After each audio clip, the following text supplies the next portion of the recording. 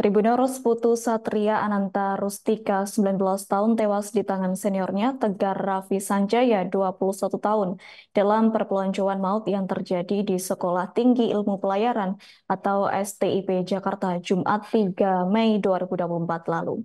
Putu Satria menghembuskan nafasnya ketika masih mengenakan baju olahraga STIP Jakarta selepas mengikuti aktivitas olahraga pada Jumat pagi.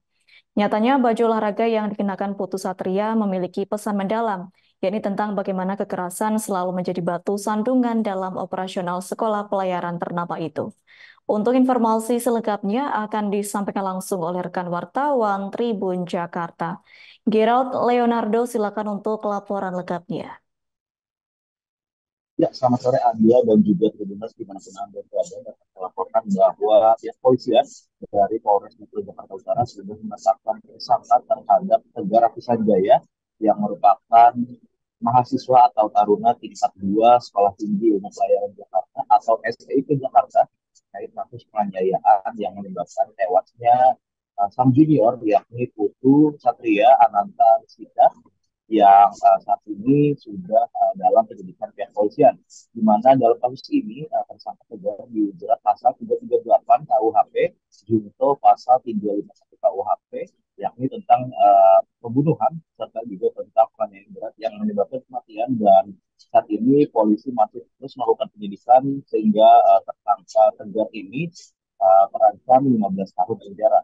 Adapun dalam dokumentasi terakhir yang diterima awak media ini salah satu foto menunjukkan kondisi terakhir korban Putu Satria yang pada saat itu ataupun pada saat ditemukan tewas ini masih mengenakan pakaian olahraga, di mana pakaian olahraga yang dikenakan oleh korban Putu Satria ini ternyata memiliki ataupun pada bagian dadanya, pada bagian depannya ini tercantum sebuah slogan, di mana slogan ini bertuliskan Zero Violence atau anti kekerasan, yang memang merupakan slogan yang dibuat pihak STIP Jakarta untuk memastikan para tarunanya atau para mahasiswanya tidak melakukan kekerasan antar angkatan, karena memang kasus kekerasan ini dan sering juga memakan korban di beberapa tahun sebelumnya. Adapun bagi bertuliskan Zero Violence yang digunakan oleh korban itu sampai terakhir ini dapat terlihat di bagian dadanya ini bertuliskan Zero Violence dan di bawahnya bertuliskan logo STIP.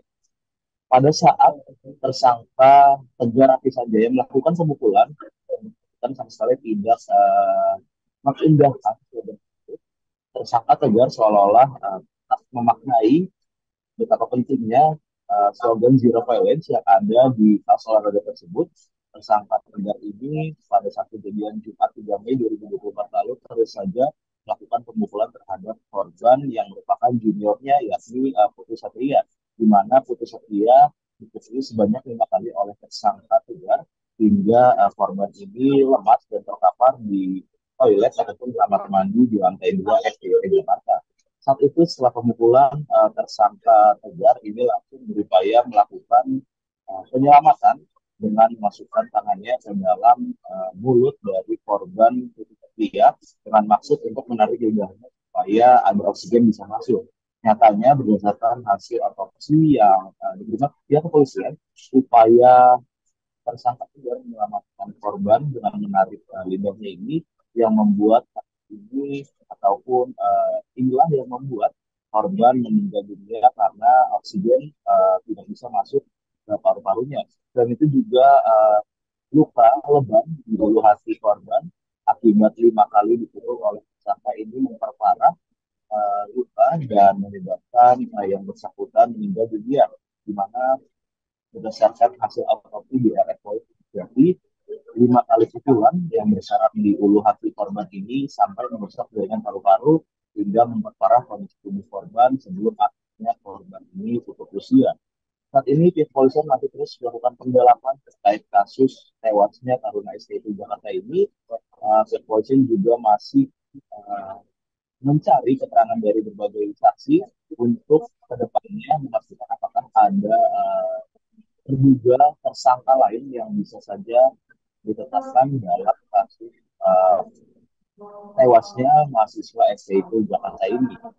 Kekinian korban juga sudah dibawa oleh pihak keluarganya ke Bali untuk dilaksanakan Raben di tempat tinggalnya di Bali. Dan saat ini pihak keluarga juga melalui kuasa hukumnya masih terus meminta kepolisian untuk memperdalam dan memperdalam kasus supaya benar-benar jelas dan bisa dipertanggungjawabkan ke depannya. Demikian laporan yang dapat saya laporkan kembali ke studio. Baik, terima kasih untuk informasi lengkapnya. Silakan bertugas kembali. Tribuners, wartawan kami telah menghimpun wawancara bersama Kapolres Metro Jakarta Utara, Kombes Pol Gideon Arif Setiawan. Berikut untuk tayangannya. Yang menyebabkan, kemudian kami juga sudah melakukan pemeriksaan terhadap jenazah, otopsi, dan beberapa ahli. Ada luka di daerah ulu hati yang menyebabkan pecahnya jaringan paru, ya.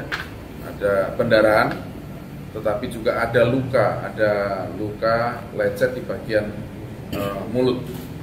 Sehingga kita lakukan pemeriksaan dan sinkronisasi, ternyata betul bahwa yang menyebabkan matinya atau hilangnya nyawa korban adalah yang paling utama pada ketika dilakukan upaya-upaya menurut tersangka ini adalah penyelamatan gitu ya, di bagian mulut, sehingga itu menutup oksigen, menutup saluran pernapasan, kemudian mengakibatkan organ vital tidak mendapatkan. Download Tribun X sekarang, menghadirkan lokal menjadi Indonesia.